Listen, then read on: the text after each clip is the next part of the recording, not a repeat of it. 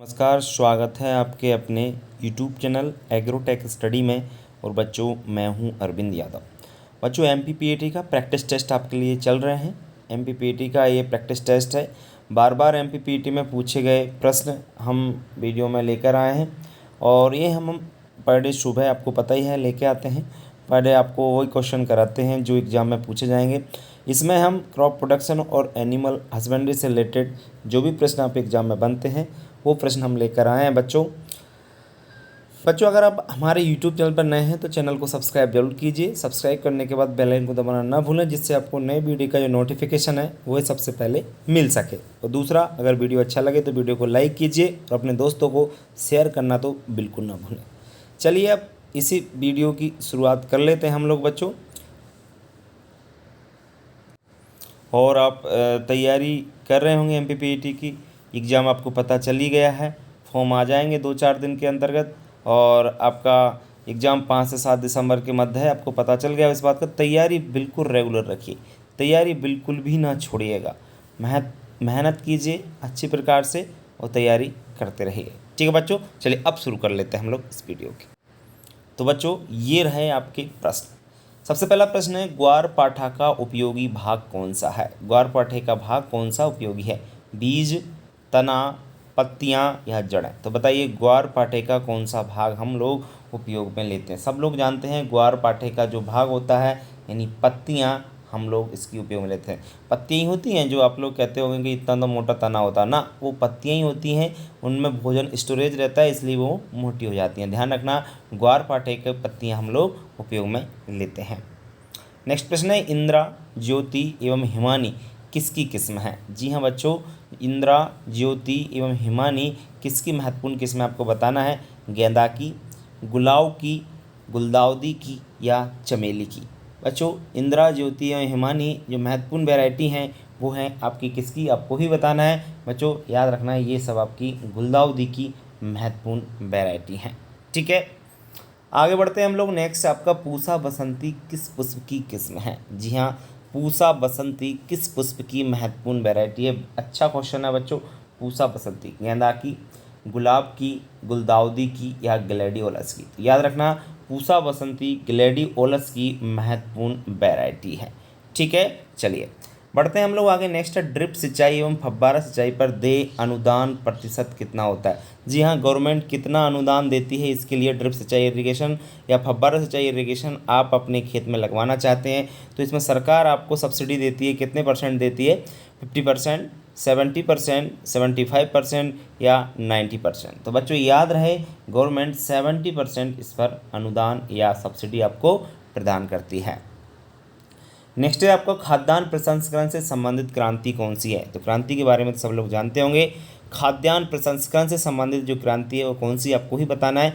श्वेत क्रांति है या भूरी क्रांति है, हरित क्रांति है या गोल क्रांति है? तो बच्चों, श्वेत क्रांति जो आपकी, देखिए, श्वेत क्रांति दूध उत्पादन से संबंधित है, हरित क्रांति खाद्यान्न उत्पादन से संबंधित है, गोल क्रांति आपका आलू उत्पादन से संबंधित है, जबकि खाद्यान्न प्रसंस्करण से जो संबंधित है वो है आपकी भूरी क्रांति। तो इसका आंसर सही होगा बी, यानी भूरी क्रांति। ठीक है, आगे, नींबू प्रजाति के लिए सर्वोत्तम मूल ग्रंथ कौन सा है? जी हाँ, नींबू प्रजाति के लिए सबसे बेस्ट जो रूट स्टॉक है वो कौन सा है? सिट्रस जमीरी है कि जट्टी खट्टी है, रंगपुर लाइम है या करना खट्टा है? तो बच्चों, नींबू प्रजाति के लिए सबसे बेस्ट जो मूल ग्रंथ होता है वो आपका कौन सा है, आपको ही बताना है बच्चों। ये जट्टी खट्टी है, ध्यान रखना है, सबसे बेस्ट नींबू के लिए।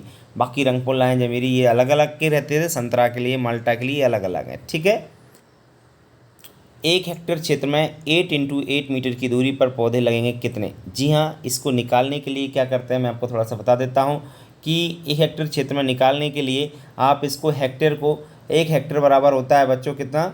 10,000 वर्ग मीटर। तो 10,000, 8 × 8 आप नीचे लिख लीजिए, तो 8 × 8 कितना होगा? 64। अगर आप इसका भाग दोगे ना इसमें तो लगभग कितना निकल का आएगा? 156। ध्यान रखना, इस तरीके से हम पौधों की संख्या ज्ञात कर सकते हैं कि 1 हेक्टेयर में कितने पौधे लगा सकते हैं। ठीक है, नेक्स्ट है आपका, निम्नलिखित में से किस फल वृक्ष पर पाले का प्रभाव सर्वाधिक होता है?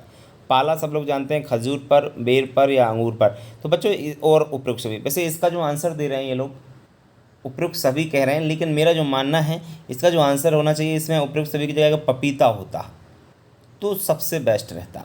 क्यों कि सबसे ज़्यादा जो पाले का प्रभाव पड़ता है ना वो पपीता पे पड़ता है, और मेरे हिसाब से खजूर पर, बेर पर और जैसे अंगूर है इन पर सबसे कम प्रभाव पड़ता है आपके पाले का। ठीक है ना। चलिए, इसका सब उपयुक्त सभी है, लेकिन पपीता होना चाहिए था, कोई दिक्कत वाली बात है नहीं है। नेक्स्ट है बच्चों एपिकोटाइल ग्राफ्टिंग। एपिकोटाइल ग्राफ्टिंग यानी इसको स्टोन ग्राफ्टिंग भी बोलते हैं, मुख्य रूप से किस फल में की जाती है? बहुत अच्छा प्रश्न है। एपिकोटाइल ग्राफ्टिंग या स्टोन ग्राफ्टिंग मुख्य रूप से किस फल में की जाती है? आम में, अनार में, अमरूद में या बेर में? तो एपिकोटाइल जो ग्राफ्टिंग है बच्चों किस में की जाती है? सब जानते हैं, ये आपकी आम में की जाती है। आम में एक प्रसारण की महत्वपूर्ण विधि है। आगे बढ़ते हैं बच्चों हम लोग। नेक्स्ट है आपका चिकन एंड हैंड डिसऑर्डर दैहिक व्याधि किस फल में होती है? चिकन एंड हैंड डिसऑर्डर बहुत अच्छा प्रश्न है। चिकन एंड हैंड डिसऑर्डर दैहिक व्याधि किस फल में होती है? किन्नों में, बी है अंगूर में, सी है खजूर में और डी है आंवला में। तो बच्चों ये आपकी किस में होती है? अंगूर में। और चिकन हैंड डिसऑर्डर जो होता है आपका जो किसकी कमी से होता है? ध्यान रखना है, ये बोरोन की कमी से होता है। किसकी कमी से होता है? बोरोन की कमी से होता है। नेक्स्ट है बच्चों डिप्लोडिया स्टेम एंड रॉट किस फल का रोग है? डिप्लोडिया स्टेम एंड रॉट खजूर का है, बी अंगूर का है, सी बेल का है या डी आम का है? तो याद रखें डिप्लोडिया स्टेम एंड रॉट महत्वपूर्ण रोग है जो कि आपका आम का बहुत ही महत्वपूर्ण, और ये किसके द्वारा होता है? फंगस के द्वारा होता है। ठीक है। नेक्स्ट है आपका मिर्च में तीखापन, चरपराहट का कारण क्या है? सब लोग जानते हैं कैप्सिसिन के कारण होता है, या कैप्सिथिन के कारण होता है, सी है सोलेनिन के कारण होता है, डी है कैरोटीन के कारण होता है। तो मैं आपको सभी ऑप्शन इस पर समझाने की कोशिश करूंगा। कैरोटीन जैसे आपकी बात करें तो गाजर का जो आपका पीला रंग होता है वो कैरोटीन, जैसे गाय का दूध जो पीला होता है वो भी कैरोटीन के कारण होता है ना। सोलेनिन की बात करें, आपने आलू देखा होगा तो आलू में क्या होता है? हरा पदार्थ आ जाता है, तो वो सोलेनिन के कारण होता है। मिर्च आपने देखी होगी लाल हो जाती है, तो लाल क्यों हो जाती है? कैप्सिथिन के कारण हो जाती है। और मिर्च यदि तीखी है, तीखापन होता है, तो वो आंसर इसका सही होगा ए। ठीक है ना। मिर्च में तीखापन किसके कारण होगा? कैप्सिसिन के कारण। नेक्स्ट यदि हम बात करें सीड प्लॉट टेक्निक की, सीड प्लॉट प्रणाली की, किस फसल के लिए वायरस फ्री बीज तैयार करने के लिए होती है? जी हाँ, सीड प्लॉट टेक्निक जो है आपको एसपीटी के नाम से इसको जाना जाता है। ठीक है ना बच्चों। इसको रामानुजन ने इसको विकसित किया था, और ये वायरस फ्री, इसमें वायरस बिल्कुल नहीं लगते हैं। और ये किस में? गन्ना में, बी आलू में, एस्पेरेगस या सफ़ेद मूसली। तो वायरस फ्री बीज आपके जो तैयार किए जाते हैं वो आलू से किए जाते हैं। किससे किए जाते हैं? आलू से। तो ध्यान रखना सीड प्लॉट टेक्निक से संबंधित है, आलू या पोटैटो से संबंधित है। ठीक है बच्चों। चलिए बढ़ते हैं हम लोग आगे। नेक्स्ट है आपका निम्नलिखित में से कौन सी किस्म पालक की नहीं है? पूसा ज्योति, पूसा पालक, पूसा चिकनी या ऑल ग्रीन? तो बच्चों निम्नलिखित में से आपकी एक वैरायटी है जो कि आपकी पालक की नहीं है और उसका नाम है पूसा पालक। बाकी ऑल ग्रीन, पूसा चिकनी और पूसा ज्योति ये तीनों ही वैरायटी आपकी पालक की हैं। नेक्स्ट है बच्चों वर्षाकालीन भिंडी की फसल हेतु अनुमानित बीज दर प्रति हेक्टेयर लगभग कितनी होती है? जी हाँ बच्चों, वर्षाकालीन भिंडी की जो बीज दर होती है वो कितनी होती है आपको बताना है। 10 किलोग्राम प्रति हेक्टेयर, 15 किलोग्राम प्रति हेक्टेयर, 20 किलोग्राम प्रति हेक्टेयर या 25 किलोग्राम प्रति हेक्टेयर? तो याद रखें वर्षा, क्योंकि भिंडी को जो है वर्षाकालीन में भी लगाया जाता है और जायद में भी यानी गर्मियों में भी इसको लगाया जाता है। तो इसकी जो सीड रेट है बच्चों वो होगी आपकी 10 किलोग्राम प्रति हेक्टेयर। कितनी होगी? 10 किलोग्राम प्रति हेक्टेयर। बच्चों बढ़ते हैं हम लोग आगे। PFPO फूड प्रोडक्ट ऑर्डर 1955 में ये बना था के अनुसार जैम को हिंदी में फल पाक बोलते हैं, में फल का अंश कम से कम कितने प्रतिशत होना चाहिए? के अनुसार जैम में फल का अंश कम से कम कितना प्रतिशत होना चाहिए? 30%, 35%, 40% या 25%? तो याद रहे बच्चों जैम में जो फल का अंश है वो कितना होना चाहिए? 40%। कितना प्रतिशत? 40%। अश्वगंधा का बॉटनिकल नेम या वैज्ञानिक नाम या साइंटिफिक नेम क्या है बच्चों? तो अश्वगंधा का बॉटनिकल नेम आपको बताना है क्लोरोफाइटम बोरबिलिनम, जेट्रोपा कर्कस, मिथानिया सोमनीफेरा या एलोबार्बेंडिस। तो बच्चों इसका आंसर बताने से पहले मैं आपको बता देता हूँ कि क्लोरोफाइटम बोरबिलिनम ये आपका किसका है? ईसबगोल का है, सब लोग जानते हैं। जेट्रोपा कर्कस जेट्रोपा का है, या आप कह सकते हैं रतन जोत का है। जबकि अश्वगंधा का वैज्ञानिक नाम क्या है? बिथानिया सोमनीफेरा। तो याद रहे इसका आंसर जो है वो सी नंबर होगा। बिथानिया सोमनीफेरा अश्वगंधा का वैज्ञानिक नाम है और इसकी फैमिली भी याद रखना है, इसकी फैमिली सोलेनेसी है। क्या है आपकी? सोलेनेसी इसकी फैमिली है। ठीक है, चलिए नेक्स्ट आपका क्वेश्चन है, फादर ऑफ कैनिंग इंडस्ट्री, परिरक्षक के जनक किसे कहा जाता है? सब लोग जानते हैं, डॉक्टर एनी वॉलॉक को, डॉक्टर निकोलस एपर्ट को, अब्राहम लिंकन को या डॉक्टर खुराना को। तो बच्चों फादर ऑफ कैनिंग इंडस्ट्री कहा जाता है निकोलस एपर्ट। ये महत्वपूर्ण क्वेश्चन है, याद रखें, सभी महत्वपूर्ण है, बार बार प्रश्न जो पूछे जा रहे हैं वही मैं आपको लेकर आया हूँ। तो फादर ऑफ कैनिंग इंडस्ट्री कौन है? Nicolas Appert. ठीक है बच्चों, चलिए बढ़ते हैं हम लोग आगे। नेक्स्ट प्रश्न है आपका, लवणीय मृदा एवं खारे पानी वाले क्षेत्रों में गेहूं के बीजों को उपचारित करना चाहिए। किससे उपचारित करना चाहिए? लवणीय मृदा और खारा पानी वाले क्षेत्र हैं तो वहाँ पर गेहूं के बीजों को उपचारित करने के लिए हम लोग मिथाइल पैराथैन से या क्लोरीन से, सोडियम सल्फेट से या नमक से। सोडियम सलेट है या सल्फेट है, ये यहाँ पर थोड़ा सा कट हो रहा है, कोई बात नहीं, इसका जो आंसर सही है यही है, सोडियम सलेट से हमको वहाँ पर उपचारित करना चाहिए। ठीक है, नेक्स्ट है, चना का बीज दर कितनी होती है? सब लोग जानते हैं 50 से 60 किलोग्राम, 60 से 70 किलोग्राम, 70 से 80 किलोग्राम या डी है 100 से 125 किलोग्राम प्रति हेक्टेयर। तो याद रखें चने की जो बीज दर होती है वो होती है 70 से 80 किलोग्राम या 80 से 90 किलो भी होता तो भी यही आंसर सही माना जाता। ठीक है, आगे बात करें हम लोग चने के पौधों की जुटाई, जिसको हम निपिंग के नाम से जानते हैं, कि भय अवस्था जब पौधे की जुटाई योग्य हो जाते हैं तो कितने सेंटीमीटर पर हम निपिंग की क्रिया करते हैं? 10 सेंटीमीटर पर, 20 सेंटीमीटर पर, 30 सेंटीमीटर पर या 40 सेंटीमीटर पर। तो याद रहे चने की जो निपिंग की क्रिया की जाती है वो क्यों की जाती है वो भी मैं आपको बता देता हूँ कि पौधे की ऊपर के जो भाग होता है, कलिका होता है ना, उसको तोड़ दिया जाता है, जिससे क्या बहुत सारी कलिका निकलते हैं, जिससे पौधा झाड़ करने लगता है और बहुत चौड़ा पौधा हो जाता है, चौड़ा पौधा हो जाए ऐसा, बहुत सारी ब्रांच निकल आती है ना, इसलिए तो यह क्रिया की जाती है पौधे की जब लंबाई 10 सेंटीमीटर हो जाती है तब। ओके, नेक्स्ट है आपका चबला की बीज दर कितनी होती है? 15 से 20 किलो, 20 से 25 किलोग्राम, 25 से 30 किलोग्राम प्रति हेक्टेयर या 40 से 45 किलोग्राम प्रति हेक्टेयर। तो याद रखें चबला की जो बीज दर होती है वो होती है 25 से 30 किलोग्राम प्रति हेक्टेयर। नेक्स्ट है बच्चों, राइजोबियम कल्चर के एक पैकेट से कितने किलोग्राम दलहनी फसलों का बीज प्राप्त करना चाहिए? जी हाँ बच्चों, राइजोबियम कल्चर का एक पैकेट 200-250 ग्राम का होता है और उसका उपयोग हम लोग दलहनी फसलों के बीजों को उपचारित करने के लिए करते हैं। तो 2 किलो, 7 किलो, 10 किलोग्राम या 25 किलो, तो उसका जो 10 किलोग्राम बीज हम लोग क्या कर सकते हैं? उपचारित कर सकते हैं एक पैकेट से। ठीक है ना, चलिए नेक्स्ट है, अफ्लाटॉक्सिन नामक विषैला पदार्थ किस फसल से संबंधित है? अफ्लाटॉक्सिन नामक विषैला पदार्थ बताइए, आप लोगों को बताना, और ये फंगस के कारण होता है बच्चों, जिसे आपने अभी बता देता हूँ मैं आपको ये कैसे संबंधित है। ए है सोयाबीन, बी है सूरजमुखी, सी है सरसों, डी है मूंगफली। आंसर इसका सही है मूंगफली। मूंगफली आपने खाई होगी, कड़वी लगती है कई बार, तो वो अफ्लाटॉक्सिन के कारण एक फंगस होता है, उसके कारण हमको ये ऐसी विषैली लगती है, जहरीली लगती है कुल मिलाकर। पेंटेड बग, बच्चों पेंटेड बग किस फसल का हानिकारक कीट है? पेंटेड बग एक महत्वपूर्ण कीट है और ये किस फसल से संबंधित है आपको बताना है।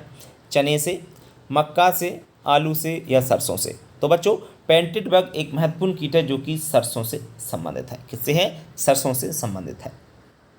नेक्स्ट है, बरसीम की प्रथम कटाई बुआई के कितने दिन बाद करनी चाहिए? जी हाँ बच्चों, बरसीम की प्रथम कटाई बुआई के कितने दिन बाद आपको करना है? 60 से 65 दिन बाद, 50 से 55 दिन बाद, 40 से 45 दिन बाद या 30 से 35 दिन बाद। तो बरसीम की जो प्रथम कटाई है बच्चों मैं आपको बताऊं वो पहली करनी है आपको 50 से 55 दिन बाद। ठीक है ना।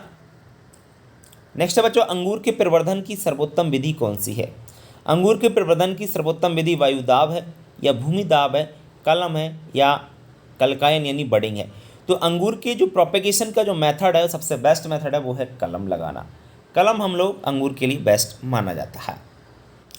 पपीते के खेत में कितने प्रतिशत आपके नर पौधे रखना चाहिए? तो पपीते के खेत में लगभग 10% आपको क्या रखना चाहिए? नर पौधे रखने चाहिए। ठीक है बच्चों, चलिए बढ़ते हैं हम लोग आगे नेक्स्ट आपके प्रश्नों की ओर। नेक्स्ट है बच्चों, गोल्डन राइस किस विटामिन में धनी होता है? जी, गोल्डन राइस जो है आपका, इसमें सबसे ज़्यादा विटामिन कौन सा पाया जाता है? Vitamin A, vitamin B, vitamin C या विटामिन डी। तो आपको बताना है गोल्डन राइस किस विटामिन में धनी होता है, किस विटामिन का धनी होता है, ऐसे भी हम लोग कह सकते हैं। तो बच्चों याद रहे गोल्डन राइस में सबसे ज़्यादा विटामिन ए पाया जाता है। बरानी खेती के लिए जौ की उपयुक्त किस कौन सी है? बरानी खेती सब लोग जानते हो कि सूखे के लिए जो खेती होती है वो बरानी खेती है जनरली, तो उसके लिए कौन सी वैरायटी बेस्ट रहती है? आरडी 2035, आरडी 2052, RD57 या RD31। तो याद रखना बरानी खेती के लिए जो बार्ले की सबसे बेस्ट वैरायटी है वो है RD31। ठीक है। नेक्स्ट है सिमाजीन किस फसल में खरपतवार नष्ट करता है। सिमाजीन एक खरपतवार नाशी दवा है जिसका उपयोग गेहूँ, सरसों, मक्का या ज्वार में किस में करते हैं आपको बताना है बच्चों। तो ध्यान रहे सिमाजीन का सबसे पहले अगर उपयोग किया जाता है तो वो है आपका मक्का, और मक्का यदि ऑप्शन में नहीं तो उसका आंसर सही होता है आपका ज्वार। ठीक है। माही कंचन एवं माही धवल किसकी किस्म है बच्चों। सब लोग जानते हैं माही कंचन और माही धवल ये आपकी वैरायटी किससे आपको बताना है। ए है चावल, बी उड़द, सी बाजरा, डी मक्का। तो बच्चों आपको बताना है माही कंचन माही धवल किसकी महत्वपूर्ण वैरायटी। तो याद रहे ये आपकी महत्वपूर्ण वैरायटी है मक्का की। ठीक है। माही कंचन और माही धवल किसकी वैरायटी है, मक्का की। नेक्स्ट है आपका अर्जुन, इसको HD 2009 के नाम से भी जाना जाता है। ए किस फसल की किस्म है बच्चों।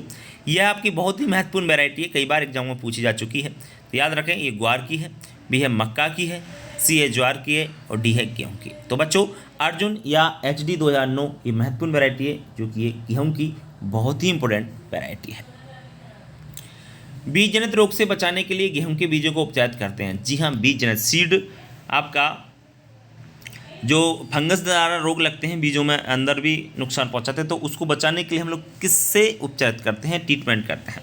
फफूंदनाशी दवा से, शाकनाशी दवा से, कीटनाशी दवा से या ज्वरनाशी दवा से। सब लोग जानते हैं बीज जनित रोगों से बचाने के लिए फफूंद से ज़्यादातर रोग लगते हैं, तो उनको बचाने के लिए हम लोग फफूंदनाशी या फंजीसाइड से हम लोग उपचारित करते हैं। नेक्स्ट है आपका कैमल क्रॉप, ऊँट फसल किस फसल को कहते हैं। बहुत अच्छा प्रश्न है। कैमल क्रॉप या ऊँट फसल किस फसल को कहा जाता है। ग्वार को, रिजिका को, बाजरा को या ज्वार को। तो बच्चों कैमल क्रॉप जो कहा जाता है वो किसे कहते हैं। सब लोग जानते हैं ज्वार को कहा जाता है। किसको कहा जाता है, ज्वार को कहा जाता है, क्योंकि जिस तरीके से ऊँट काफ़ी दिन तक पानी ना हो तो बर्दाश्त कर लेता है, उसी प्रकार से ज्वार को भी सूखा रोधी फसल है, अगर पानी ना होगा तो भी वो अपने आप बर्दाश्त कर लेती है। डायरेक्टरेट ऑफ व्हीट रिसर्च कहाँ पर स्थित है। जी हाँ बच्चों, बहुत अच्छा प्रश्न है। डायरेक्टरेट ऑफ व्हीट रिसर्च कहाँ पर स्थित है। करनाल हरियाणा, वाराणसी उत्तर प्रदेश, दिल्ली या डी जयपुर राजस्थान। तो बच्चों डायरेक्टरेट ऑफ व्हीट जो कहाँ पर रिसर्च कहाँ पर है, ध्यान रखें ये करनाल हरियाणा में स्थित है। आगे बात करें राजस्थान में सर्वाधिक गेहूं के साथ मिश्रित खेती की जाए तो सरसों की जाती है। राजस्थान का क्वेश्चन है, ध्यान रखना। और कहीं की राजस्थान की छोड़िए आप, तो मध्य प्रदेश की बात करें, मध्य प्रदेश का सर्वाधिक गेहूं का तो सरसों के साथ ही इसकी खेती करते हैं। ठीक है। मृदा परिच्छेदिका में संसद की संख्या कितनी होती है। मृदा परिच्छेदिका जो होती है, सॉइल प्रोफाइल कह सकते हैं, है ना। तो इसमें संस्तर की संख्या कितनी होती है बच्चों, ये होती है आपकी 5। कितनी होती है, 5 संस्तर पाए जाते हैं, A, V, C और आपके 2 और होते हैं, O भी होता है। धान के पौधों की रोपाई के समय जड़ों को निम्नलिखित में से किस रसायन से 1 से 2 मिनट तक उपचारित करने से खैरा रोग नहीं लगता है।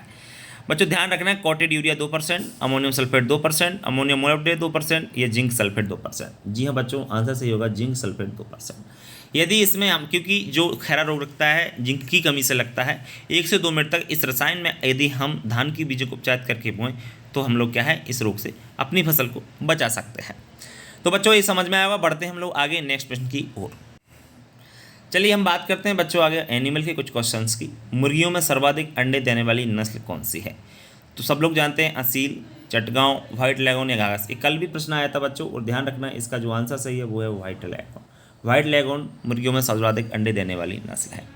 कार्बोलिक एसिड क्या है। तो बच्चों ये तो सब जानते हैं कार्बोलिक एसिड क्या है, उत्तेजक है, कृमिनाशक है, जीवाणुरोधक है या विरेचक है। तो कार्बोलिक एसिड जो है वो एक जीवाणुरोधक है। क्या है आपका, जीवाणुरोधक है, यानी आपका क्या है बैक्टीरियाओं को बढ़ने से रोकता है। गलघोंटू, इसको HS हीमोरेजिक सेप्टिसेमिया के नाम से जाना जाता है। इसका टीका पशु में कब लगाते हैं, वर्षा से पहले, सर्दी से पहले, गर्मी से पहले या कभी भी। तो बच्चों गलघोंटू का टीका ध्यान रहे आपका कब लगाया जाता है, वर्षा से पहले, क्योंकि यह रोग वर्षा के बाद ही फैलता है। यदि किसी गाय की आयु 5 वर्ष है तो सींगों पर छल्लों की संख्या होगी। तो बच्चों बहुत अच्छा प्रश्न है। अगर मान के चलिए गाय की आयु 5 वर्ष हो गई तो उस पर कितने छल्ले होंगे। आपको पता है 2 वर्ष में 3 वर्ष में एक छल्ला आता है, तो 5 वर्ष में कितने छल्ले हो जाएंगे आपके, 3 छल्ले हो जाएंगे। ठीक है। चलिए गाय की गर्भकाल अवधि कितनी होती है। सब लोग जानते हैं 305 दिन, 160 दिन, 282 दिन या 180 दिन। तो गाय का जो गर्भकाल होता है मैं आपको कल भी बताया था, इसका जो आंसर सही होगा वो है 282 दिन। ठीक है। भैंस का 310 दिन होता है, बकरी का 150 दिन होता है और सूअर का 114 दिन होता है। दूध उत्पादन के आधार पर गाय को सांद्र यानी दलिया दिया जाता है, वो कितना दिया जाता है? 1 किलो दाना प्रति 3 ग्राम दूध पर। ये बिल्कुल आपका आंसर यहाँ पे सही होना चाहिए। 1 किलो दाना दिया जाता है 3 किलो दूध पर। ठीक है। गाय में काम उत्तेजना की औसत अवधि कितने समय का होती है? जी हाँ, जो आपका मध्यकाल में आती है जब गाय, तो उसका एक समय होता है जब उसको कराया जाता है आपका, तो उस समय आपका 12-24 घंटे आप उसको प्रेग्नेंट करा सकते हैं। 6 से 12 घंटे, 12 से 24 घंटे, 24 से 26 घंटे, 36 से 40 घंटे। तो इसका आंसर सही है। गाय में उत्तेजना की जो औसत अवधि है वो होती है आपकी 12 से 24 घंटे। कितनी होती है? 12 से 24 घंटे। गाय भैंस को किस ओर से धोते हैं? ये बहुत अच्छा प्रश्न है। गाय और भैंस को किस ओर से धोना चाहिए? धोते हैं दाईं ओर से, बाईं ओर से, दोनों ओर से, या सभी सही नहीं है? तो बच्चों याद रहे, गाय को बाईं ओर से धोया जाता है। किस ओर से धोया जाता है? गाय भैंस को बाईं ओर से दूध निकाला जाता है। नेक्स्ट है आपका, भारत में प्रथम पशु गणना कब की गई थी? 1919 में, 1927 में, 1947 में और 1951 में। याद रहे, भारत में प्रथम पशु जो जनगणना है, मतलब पशु की जो गणना की गई थी, प्रथम पशु गणना, वो 1919 में की गई थी। और अभी 20वीं पशु गणना हो चुकी है। और बच्चों 20वीं पशु गणना हो चुकी है और हर 5 साल में ये पशु गणना की जाती है, विशेष याद रखें। ज्वार में तना मक्खी का प्रकोप फसल की किस अवस्था में होता है? दाना निर्माण, घुटने तक की अवस्था, पुष्पन अवस्था या आरंभिक अंकुरण। तो याद रखें, ज्वार में जो तना मक्खी का प्रकोप होता है वो होता है घुटने तक की अवस्था में। जब घुटने तक की अवस्था होती है ज्वार में, तब आपकी जो तना मक्खी होती है वो क्या करती है? आक्रमण करती है। चलिए बच्चों बढ़ते हैं आगे और प्रश्नों की ओर। नेक्स्ट है बच्चों आपका, राष्ट्रीय डेयरी विकास बोर्ड कहाँ स्थित है? सब लोग जानते हैं राष्ट्रीय डेयरी विकास बोर्ड या national dairy development board NDDB आपका, इसकी स्थापना 1965 में हुई थी। तो ये कहाँ पर है? आनंद गुजरात, करनाल हरियाणा, जयपुर राजस्थान या नई दिल्ली। तो बच्चों राष्ट्रीय डेयरी विकास बोर्ड आपका आनंद गुजरात में स्थित है। नेक्स्ट है बच्चों, श्वेत क्रांति के जनक कौन है? Doctor Verghese Kurien, doctor MS Swaminathan, doctor Lakshman Singh, doctor James Chadwick. तो सब जानते हैं व्हाइट रेवोल्यूशन के फादर कहा जाता है डॉक्टर वर्गीज कुरियन को। ठीक है। डॉक्टर MS स्वामीनाथन को भारत में हरित क्रांति के पिता कहा जाता है। बात करते हैं हम लोग आगे, दूध का आपेक्षिक घनत्व कितना होता है? बहुत अच्छा प्रश्न है। 1.20 से 1.22, 1.2 से 1.24, 1.025 से 1.026 और डी है 1.028 से 1.032। तो आंसर इसका सही होगा 1.028 से 1.032। ये दूध का आपेक्षिक घनत्व होता है, एवरेज अगर हम लोग बात करें तो। गर्बर मशीन को कितने राउंड पर मिनट पर घुमाते हैं? जी हाँ बच्चों, राउंड पर मिनट पर घुमाया जाता है, जिससे जो गर्बर मशीनों से जिससे फैट परसेंटेज निकाला जा सके। 500 राउंड पर मिनट प्रति 5 मिनट में, 1000 RPM प्रति 5 मिनट, 1100 राउंड पर मिनट प्रति 5 मिनट या 1500 RPM प्रति 5 मिनट। तो इसका आंसर सही होगा आपका 1100 RPM प्रति 5 मिनट। 5 मिनट में 1100 चक्कर ये लगा लेती है। घी में कितने % वसा पाई जाती है? सब लोग जानते हैं फैट परसेंटेज घी में कितना होता है? 96%, 85%, 99% या 80%। तो इसका जो आंसर है वो 99.5 ही होता है। मैं तो ये कहता हूँ बिल्कुल 99% घी में फैट पाया जाता है।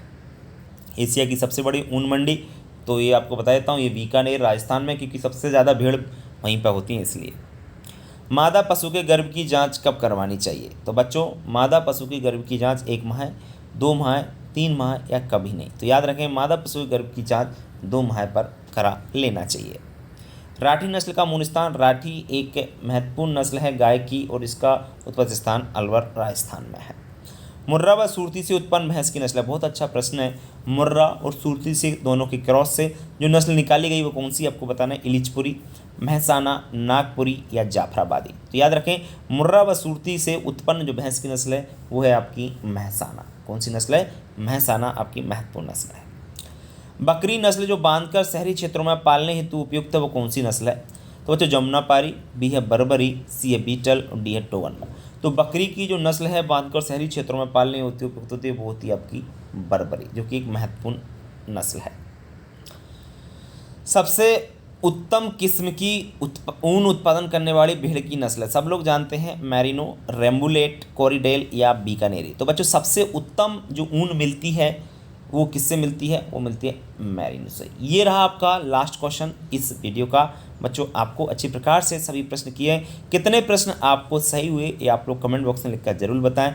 यदि आपको कहीं भी समस्या आती है किसी भी क्वेश्चन में कहीं भी कुछ, तो आप लोग हमारे व्हाट्सअप नंबर पर आपकी समस्या का निराकरण पा सकते हैं। जिनके पास नंबर नहीं है उनको लिए मैं नंबर दे देता हूँ। नंबर हमारा मालूम है, व्हाट्सअप नंबर क्या है? 7224002628। ठीक है ना? इस पर आप व्हाट्सअप करके आपकी समस्या का निराकरण पा सकते हैं। कोई भी एग्रीकल्चर से संबंधित समस्या तो आप लोग जरूर मुझे बात करें। ठीक है बच्चों, MPPAT की तैयारी करते रहें। एग्ज़ाम होने वाला है, दिसंबर में एग्ज़ाम होगा। आपके लिए तैयारी का समय काफ़ी है, इसलिए तैयारी करते रहिए। ठीक है बच्चों, तो इस वीडियो में इतना ही। कल फिर मिलेंगे एक नए वीडियो के साथ। तब तक के लिए बच्चों नमस्कार।